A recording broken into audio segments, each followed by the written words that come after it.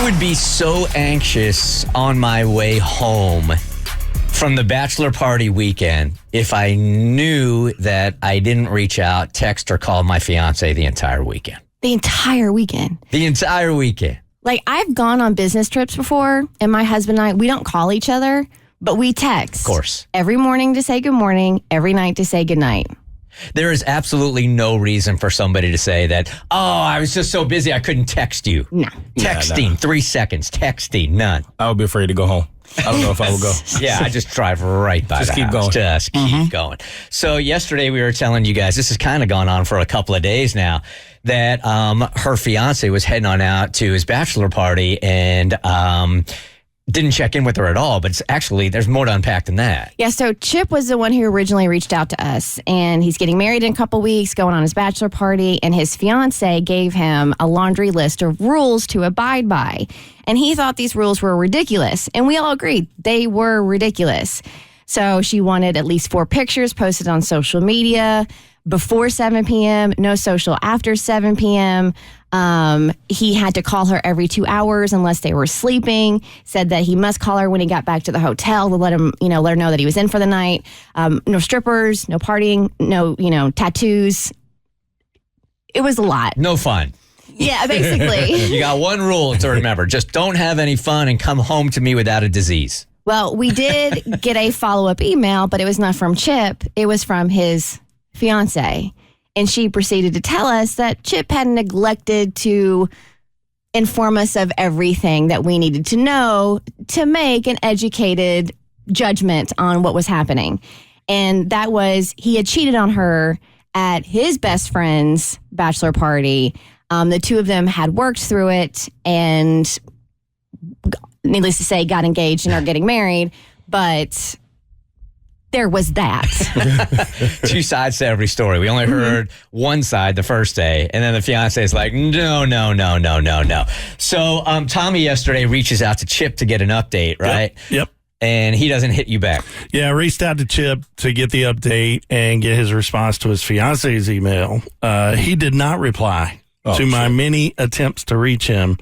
And so I asked his fiance for an update, which she did give us. Yeah, why are you bothering that guy on his bachelor party weekend? He's having a blast, man. Well, he hasn't talked to anybody in like 3 days. I was hoping he was ready to talk to somebody. If he responded to us and not his wife. Oh, yeah. That would have did it. That's the only thing that could have made it worse.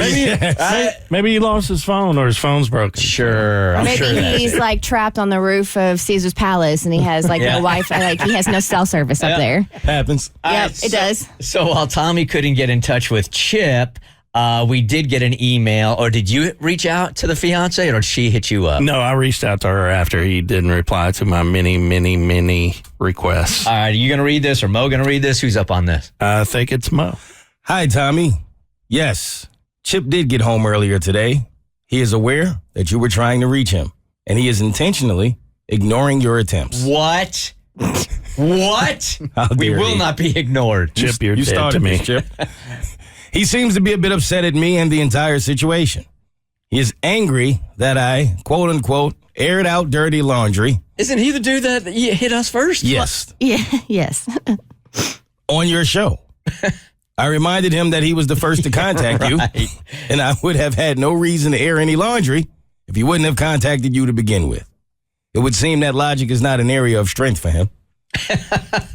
That's tough. That's tough. You know, if you're marrying somebody that doesn't have any logic, that's going to be a tough marriage. Good luck. As far as not hearing from him all weekend, he of course has justified that in his head also. He said he thought it was unfair and unreasonable for me to just insist on anything when it came to his weekend. He reminded me that I had my own bachelorette weekend with no limitations. I laughed. There was no partying or strippers at mine. My girlfriends and I went to a winery and spa. He didn't seem to care and said that was our choice, and that the point of this weekend is to get it all out of your system one last time. No. Maybe back in the day that used to be the point, but that is no longer the point. Right. He getting it out of his system at every bachelor party. I asked, exactly what did you get out of your system? Mm-hmm. He said that it was none of my business. Oh, come on. And that all that should matter is if I trust him. He said if I didn't trust him, I shouldn't be marrying him. That was the only thing he said all day that I agree with. And now, I have a lot of thinking to do. You don't have any thinking to do. Zero. Okay, I don't want to sound harsh here, but I'm gonna. What are you doing? What are the two of you doing? What are you doing? Yeah. Here, listen to my voice. What are you doing? This is screaming couples therapy. Yeah. I wonder. No, it's not. Yeah, it is. Go. Just don't even be together. Don't get married, for sure. It's screaming couples therapy. And I'm wondering if when he cheated on her the first time, she said she forgave him and they moved on. I wonder if he was testing her to see like what level of trust she still has and what it's going to look like in the future. Either way, it doesn't matter. No, I agree. If you're about to walk down the aisle and you're testing your fiance, you're not calling her over the weekend. The dude is not worthy of being married to. Just don't waste your time. And she tested him by coming up with these ridiculous rules to see if he would call off the bachelor party and go camping instead. So neither one of them on the same page right now. Let it go. Yeah. Like the way technology is, you don't need a chip anymore. Just let it go, walk away. Yeah. The next time you guys are going to be on the same page is when you're signing your divorce papers. That's it. Don't do it. Save yourself time. Save yourself money. Get out now. 100%. The Bert Show. So first, thanks for watching. Second, you like what you just watched? That just scratches the surface. Get the Bert Show on any podcast platform. We're so good.